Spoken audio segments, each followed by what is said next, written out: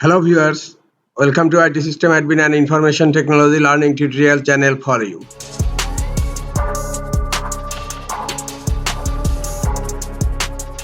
In this tutorial, I am going to show you how to reduce C drive on Windows 11 computer.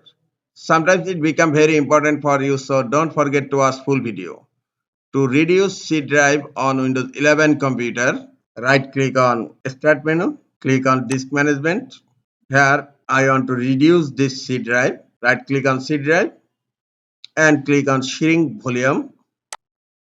Here you will find the available shrink space in MB 9000 and enter the amount of shrink in MB. I want to shrink 1 GB only, so 1024 MB 1024. I want to shrink 1024 MB, that means 1 GB.